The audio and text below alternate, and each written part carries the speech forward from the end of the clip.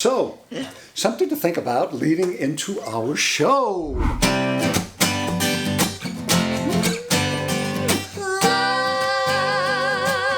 is the melody. Life is the song. You are the harmony. Won't you sing along? Won't you sing along?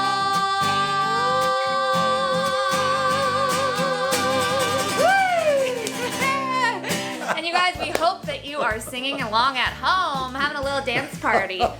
Welcome to our 6th episode of One World, One People, a musical revolution. My name is Jenisa Castro. I'm an actor, singer, dancer, teacher, and my goal in life is to change the world through my art. That's beautiful. A little more about me. I'm a professional Polynesian dancer and performer of 18 plus years, a singer since the age of 6. I studied under world-renowned vocal instructors and wellness practitioners, and I graduated with a BFA in drama and musical theater from NYU. And my name is Gregg Castro. I'm a singer, songwriter, and a proud citizen of the planet Earth, and my music is all about that. A little more about me. A professional musician, singer, songwriter, and performer for 50 years, teacher since the age of 25. I performed annually at Catalina for our Luau Explosion, and my sister and I sang the national anthem for my favorite team, the Lakers. And let me tell you just a little bit about our show. It's a 10-episode weekly series where we feature guests from all over the planet, and we discuss issues that are important to all of us. And we talk in hopes that we can highlight the common ground that we all have in this environment of differences and fear. One of the ways that we do that, of course, is with the universal language of music, particularly the universal language of my music, because music tells the story, and these stories bring unity and a message of love and togetherness. Yes, indeed. And in addition, for each episode, we will be taking donations, and 20% of those donations will be going to a different charity, organization, or foundation for each episode. With 2020 close to an end, we would like to welcome in 2021 with hope, light, and love. We are combining efforts, and by December 31st, 2020, we are hoping to raise $6,000 to distribute evenly amongst and help support 10 different organizations across the nation. Additional funds are donated to us and Gregg Castro Music to help the continuation of our program. And the donation link you'll be able to find in the description below. So please click on that link because today's organization is Helping Kids to Recover, Inc., to be the premier agency in providing housing, supportive services, case management services, and rehabilitation for individuals in Gardena, California.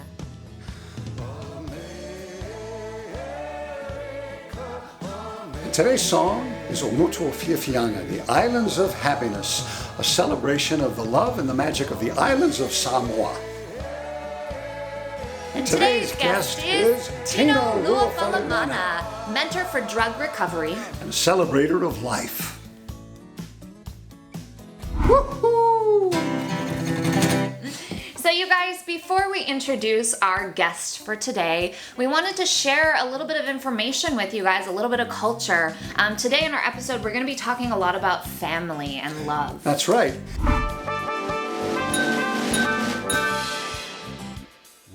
You know, and to that point, our musical interlude today is truly the international language of music.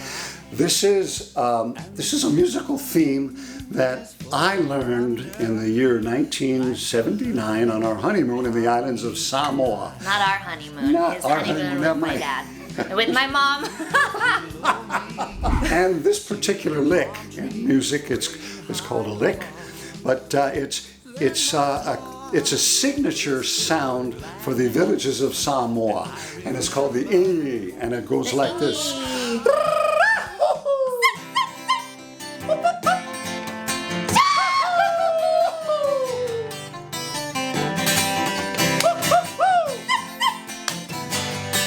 Hey, hey, hey, ho! I messed it up a little. So So Pop, tell our viewers a little bit about the ingi. What is it? What does it mean? And why do you play it?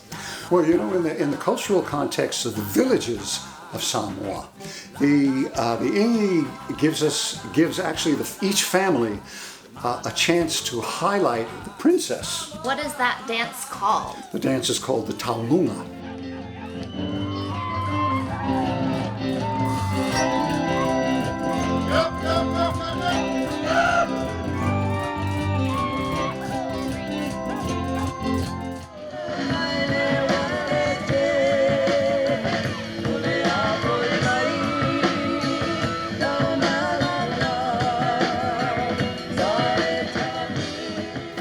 And when the princess comes out, everybody goes nuts. Why? Because she is the young flower of the family.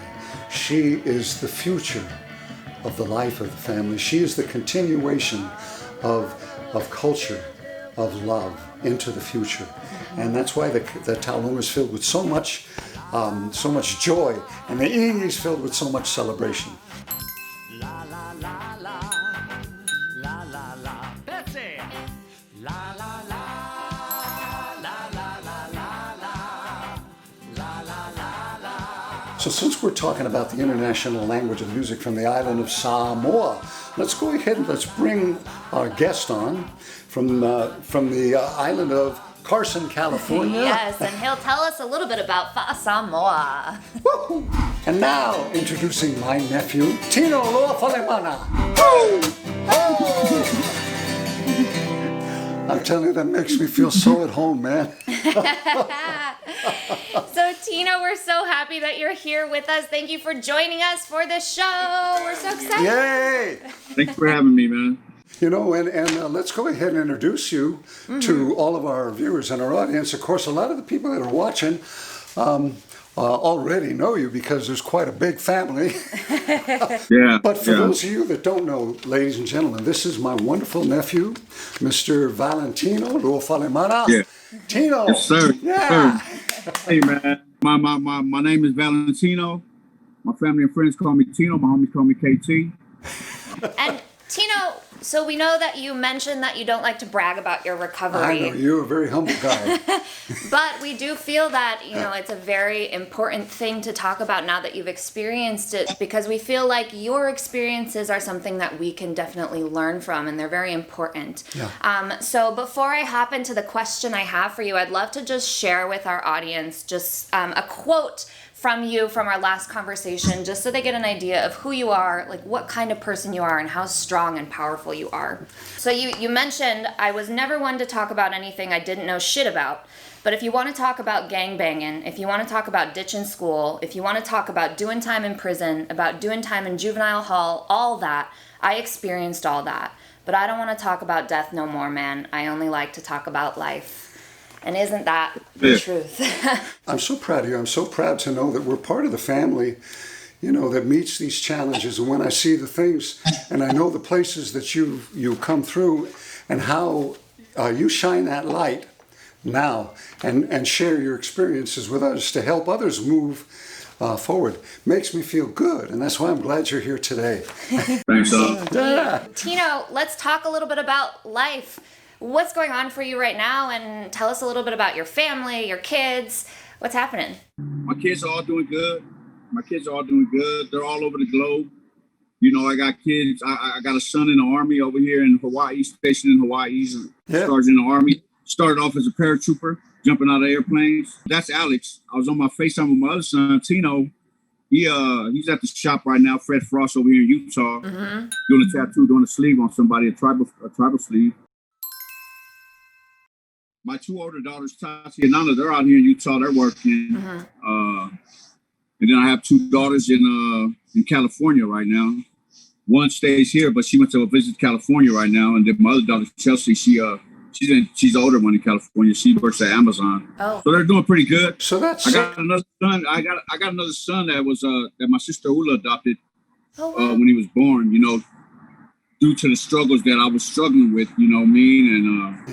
And all my kids turned out pretty good, man. Yeah. you know, so there's like 6 kids. You got or 6 or 7. Yeah.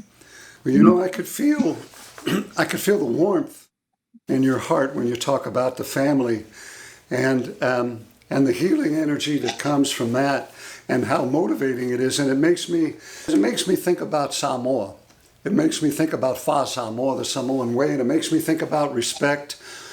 That the respect for mother, father, grandmother, grandfather, it's woven through the fabric of society, and everything that happens centers around the family. And no matter how bad things get, as people are growing up, we always end up good because we're always rooted in love. Yeah. It made me think of my family too, coming from 9 kids. So I'm thinking, that support, that love. Yeah. Is that? Can you tell us a little bit about how that motivates you, and maybe how that sets you in the right direction to move straight? Oh man, I have an awesome support group, man. I got an awesome support group, man. My brother Tone, all my siblings, Ula, Nana, Sonia, May, Anjanette, all of them, man. They they love this journey that I'm on, man. Yeah. Because when you're struggling with the struggles that I struggle with, it's not just not a personal issue, man. It's a family issue. Right. And they helped me deal with them problems, and they prayed, man. And prayer is powerful, man. Tino, speaking on your your roots in Carson, can you tell us a little bit about the support system you got from your elders out there? You mentioned Uncle Simi, Uncle James, and Scott Park as well. What can you tell us about that? They were our role models growing up, man. They were like men like Uncle Simi, Potasi, Ernie Mann, James Forcia, Harry Forcia. They was all like our role models growing up, man. They did a lot for our community, the Samoan community, getting together a Samoan Athletes in Action, Big John. We had Big John's Hall, we had Samarika Hall. There was always something positive, always a vision of positivity in our lives, man, with all the craziness that was growing up while we was growing up. Exactly. Well, they had a lot of programs back then too.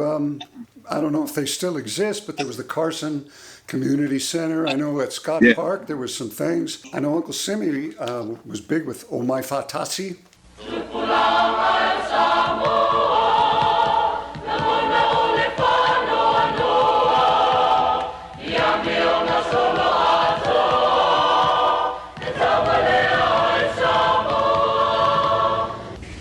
That while we were all growing up, there wasn't that many Samoans in the area. There was a few of us. Naturally, we had to stick together, defending ourselves from just the everyday harassment of the police, or just trying to make it and going through school. Some were lucky enough to finish school, and some of us were just got kicked out of school or just gave up. The first major wave of Samoan immigration to America began when the U.S. Navy left American Samoa in 1951. The second wave occurred during the early 1960s, reuniting families and possible better living conditions. There are about 100,000 Samoans on the West Coast and in Hawaii. Half are in Southern California. This tape is about Omai Fatasi, a Samoan self-help organization based in Carson, California, which evolved from the socially turbulent years of the 60s. It shows how they work with the street youth of their complex community. A lot of things that you went through and experienced too. And Tino, can you share with us and our viewers that story that you mentioned about Scott Park? When I was doing community service. Yeah, it's just so silly. Well, they used to bat me around, man. Uncle Simi, Uncle James, Uncle Harry, and I used to do my community service. I used to get in trouble when I was real young, man. I started getting in trouble with the law, man, when I was 9 years old, man. I didn't even think that I was that young. Wow. So, as I was going through the little juvenile court system, and they gave me community service, so I went to Scott Park to Uncle James, and he told me to sign in. So on the sign-in sheet, all it is your name and the location where you're doing your hours at. So I sign in, and Uncle James comes and he looks and he's like, "Fix that, Tino." I'm looking at him like, Fix what, Unc? And he's like, you don't see anything wrong with it? I said, there's nothing wrong with it, Unc, right? So he said, I'll be back. So he goes to his office and he's doing whatever he's doing. And I'm just sitting there just like looking at it like this. I'm just like staring. I'm staring at the sheet. I'm staring at my son and like, he said, I'll be back, man. So he went to go, I guess he went to go get some lunch because he came back with some food and he's and he looks at me, he was like, you still don't see what's wrong with it? This is like maybe 30 minutes later. And I said, there's nothing wrong with it, Uncle. And I start getting a little mad, right? Man, there ain't nothing wrong with it. So he's like, I'll be back. So he goes in the office, he eats his lunch, and then Tino, Scott Park is spelled with a C, not with a K. He's trying to let you learn on your own. But no, you know, because in my neighborhood, you know, we don't use C's, we use K's. You know, Yeah. I grew up with the Samoan blood, Samoan Power Rules. You know, Yeah. and that was the neighborhood right there. You know, we was on the red team. You know, Yeah. we was like the Samoan gang members that were, you know, that was affiliated with the Bloods, with the Power Rules, man. And, Yep. yeah, so he made me scrub all the graffiti off the walls. That was my job for the day. He made me go to the bathroom, scrub all the graffiti off, and it's crazy because I'm scrubbing off graffiti, and it's my graffiti. Hey, you got to I was scrub like, Carson, right? You know, man. but see how karma works? That's how karma works, though. Well, you know, Tino, that's a great story about guidance, you know, and somebody to look up to. And I think as we get older now, we move into that role and we become the ones that want to pass that guidance on to the young ones. And it's so important. I know just recently that I realized that, you know, when my mama passed on, you know, it was the first time I thought about, hey, man, I'm the oldest of the family with my twin brother, and there's things that we've been through that we should talk to the young ones about. And I felt a responsibility that to be honest with people and my nieces and nephews in a way, and reach out in a way that I never felt responsible to do before.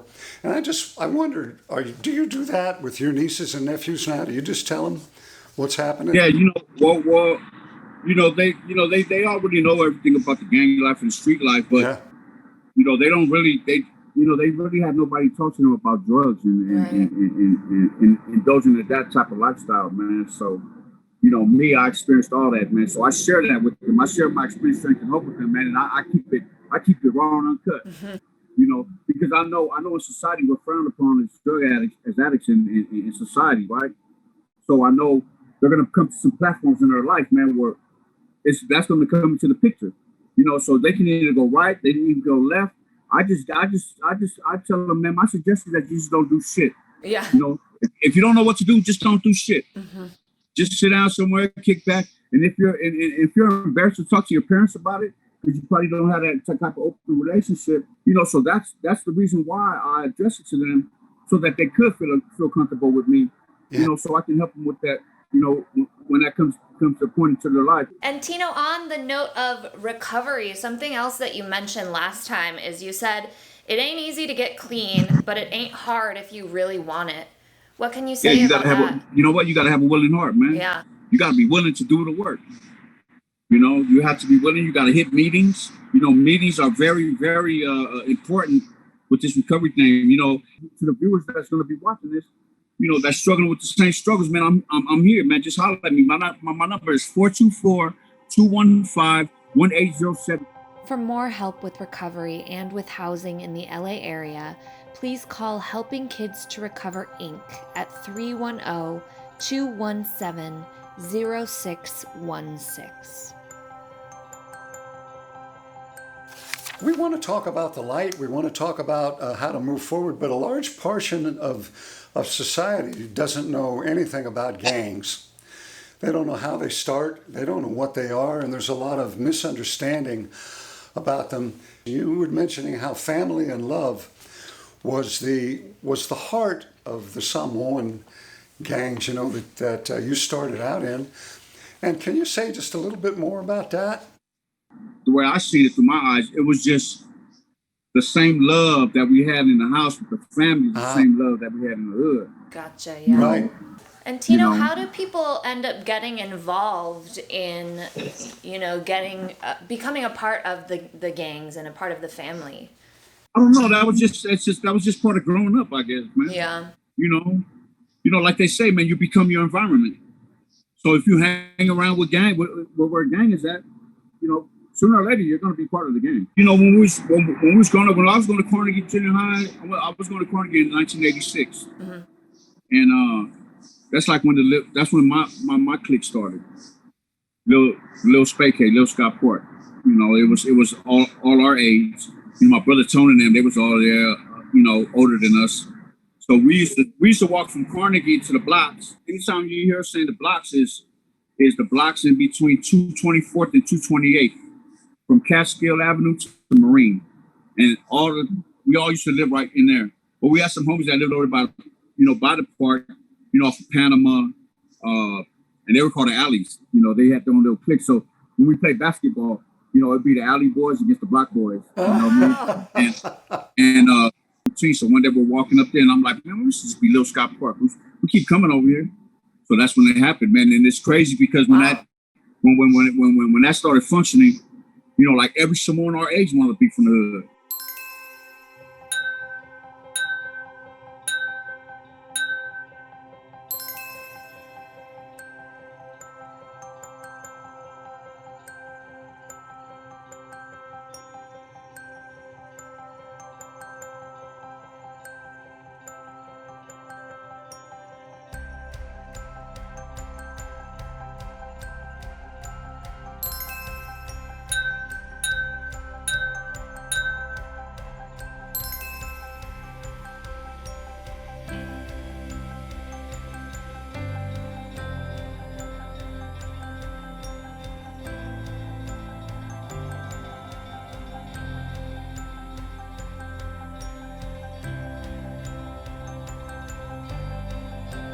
We share so much about the positive recovery, about the message that's so important for everybody in every walk of life, you know, because we're all recovering from something.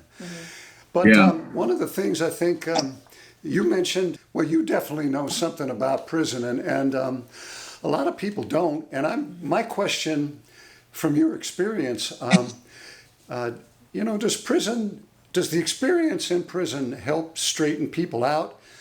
Does it help to give them the time to get clean, to think about life, and maybe to restructure things and get on the right path?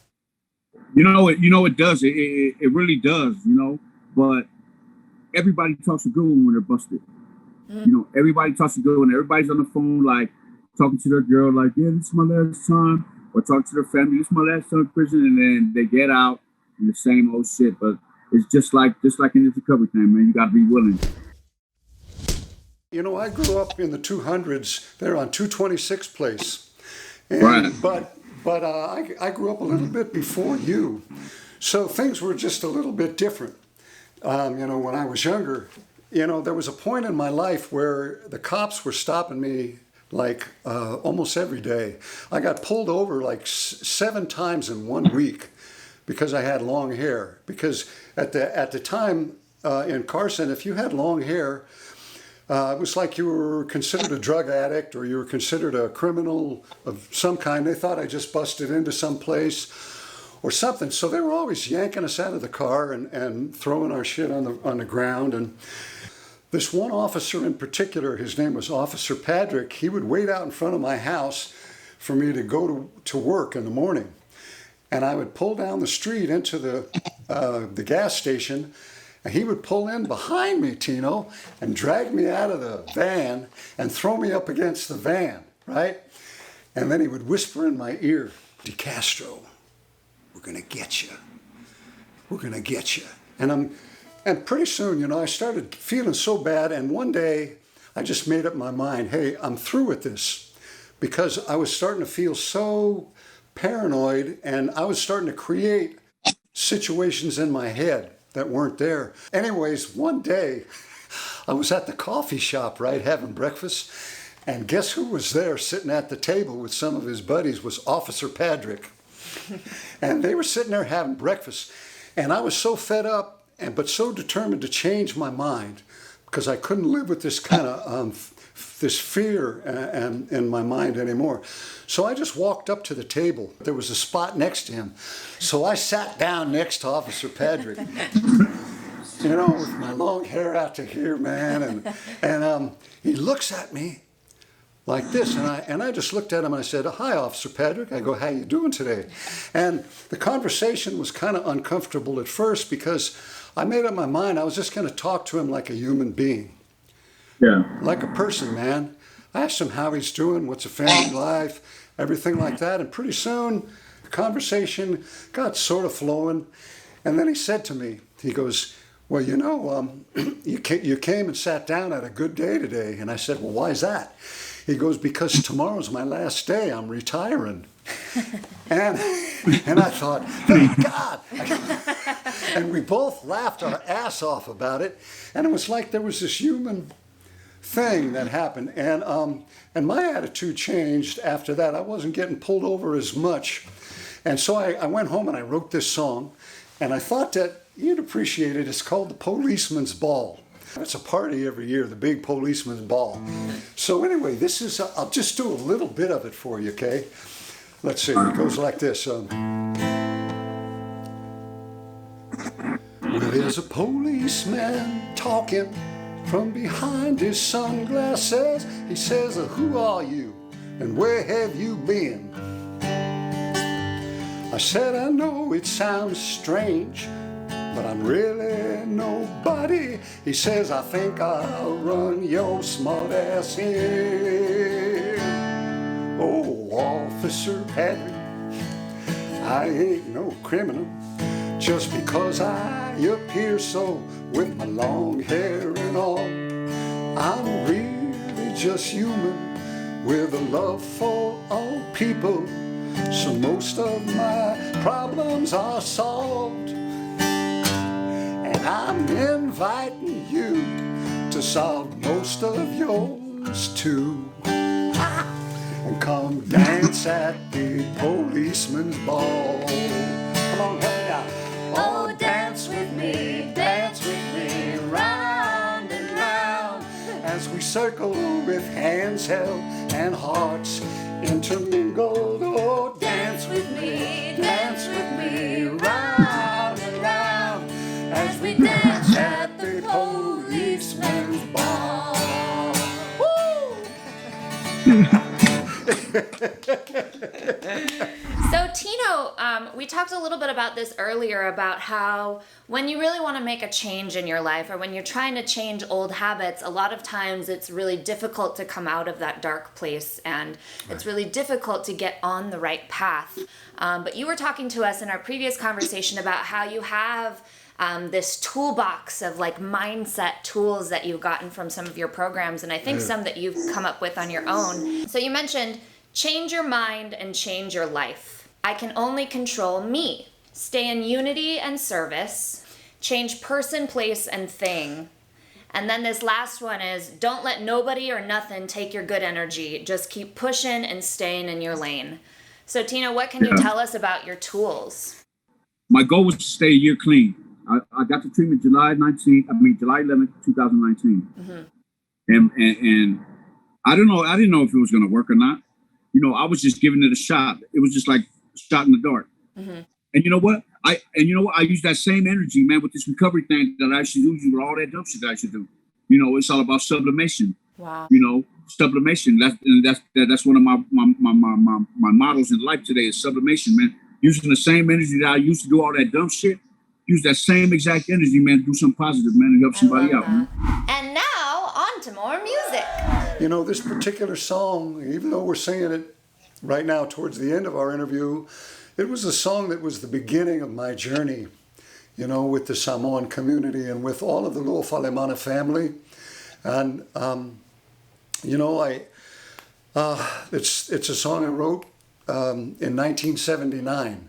And I know you mentioned that, you know, you grew up hearing it all the time back at Grandma and Grandpa's house. And I remember when I... Watching Auntie Isa and Auntie Jean dance? Yeah!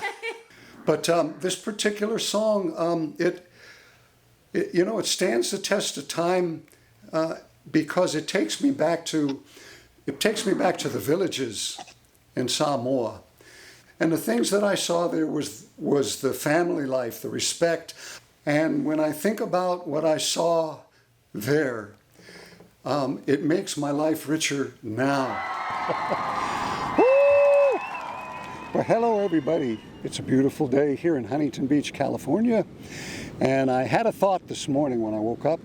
I was thinking what a beautiful experience it is today, waking in this waking world. We're living in a waking world. The entire planet is becoming more aware that we're not separate. We're one human family around the globe. And the first time that this occurred to me was in 1979 when I was on my honeymoon in the islands of Samoa. And I was there with my beautiful wife, of course, little Jean. And we were made to feel welcome by the chief of the village of Vaipuna. They had 13 children and, of course, his very gracious wife. To add 2 more people to their family there. They made us feel so welcome. A part of the family, they gave us a big mosquito net for the fale. And for those of you that don't know what a fale is, it's a Samoan dwelling that's raised on stilts about 1.5 feet off the ground so that the pigs and the chickens can't run through. And it has no windows, it has no doors. In fact, it's got no walls at all. It's just open to God's world.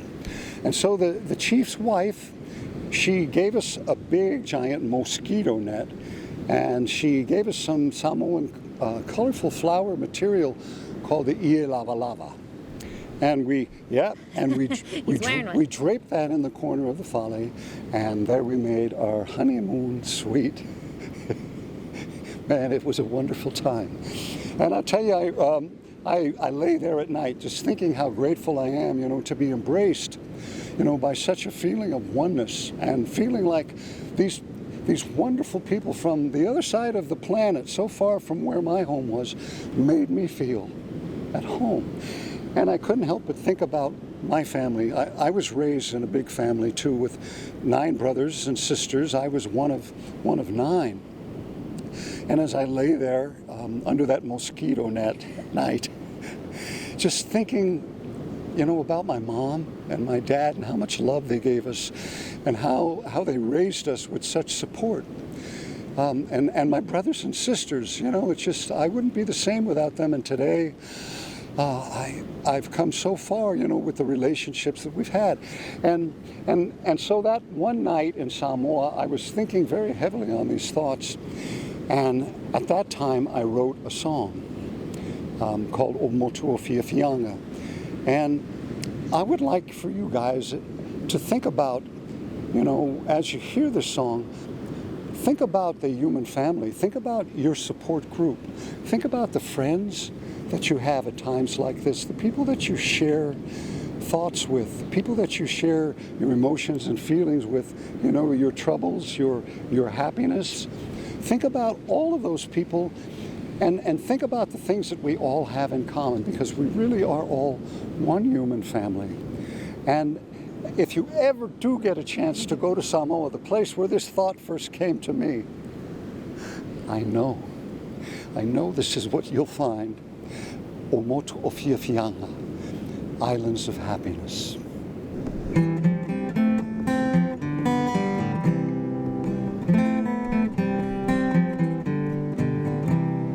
Emerald Island in turquoise sea, coconut palm, banana tree, mango and taro and breadfruit too.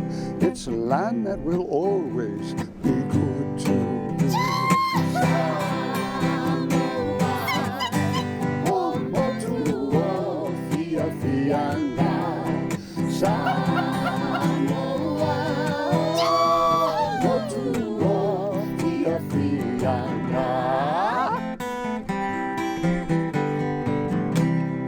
When I first came there, I knew no one. Now beautiful people, they call me son. I've plenty of brothers and sisters too. It's a people who'll always be good to me. Samoa, O Motu o Fiafianga.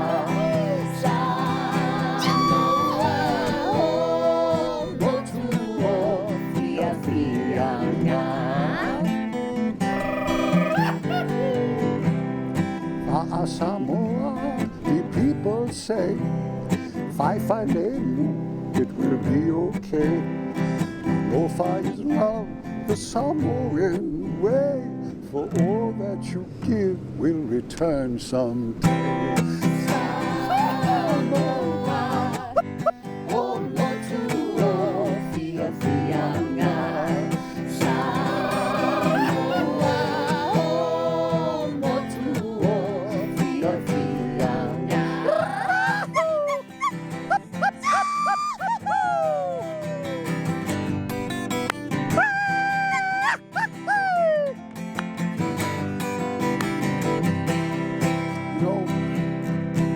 When I was in Samoa, at 6:45 every evening, the high chief would step out of his fale, and he'd fold his arms, and under his watchful eye, at that moment in the evening, anyone that was walking in the village would sit. Anyone that's driving through the village would stop. Of course, and if they didn't stop, someone in the village would throw rocks at their car. Stop. And under the watchful eye of the high chief, just at that moment, he would send the children down to ring the church bells every day at that time. But the problem was, in the village, they didn't have any church bells. They had these oxygen tanks. They were 6 foot and 8 foot tall, left over from the Second World War, and they were tied, dangling from the trees. So the children, off they go with their rocks and sticks, and they ring the church bells. And all you could hear in the village each day at that time was the church bells ringing and the rush of the surf of the Coral Lagoon. And then, one by one, each of the families would raise their voice and sing their grace before meals. In all of Samoa, the church bells ring, the people all dance, the children sing, and sometimes they listen to radio, but most of their music they make their own. Samoa, o motuo, fia fia ngai. Samoa, o motuo, fia fia ngai. Good message.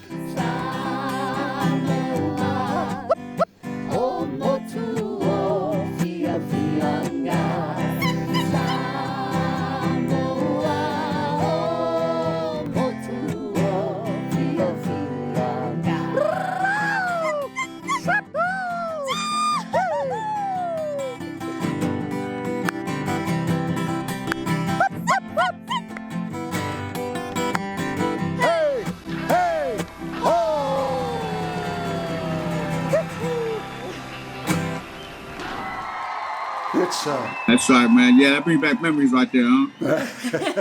Oh man! Damn, I was only 6 years old too when you wrote that song, man. Oh my gosh! Makes me feel so good, and it makes me feel so close, you know, and so grateful that this show, even this pandemic, you know, gives us a chance to do something we wouldn't have done, and to reunite, you know, with the family, and to reunite with the thoughts of these things that are so important for me to remember, for all of us to remember. And Tino, I'm so grateful, man. I know. And Tino, is there anything, before we go, is there anything you'd like to leave with our viewers? Any last thoughts or anything you'd like to add? Like I always say, man, your past doesn't define you as long as you continue to let it refine you. Yeah, what a cool thing to end on. Tino, you have so many insightful thoughts, Tino. You know, please say hi to everybody, to all the family. And you know, life has had us so far apart, but I'm looking forward to us getting together again, so that we could become one again. Sure, man. Me too. Love you, Aunt. Okay. Thank you. Thanks for having me, man. Tino, Appreciate we love it. you so much. Thank you. All right. Have a blessed day. We'll talk to you soon. So, Pop, guess what? What?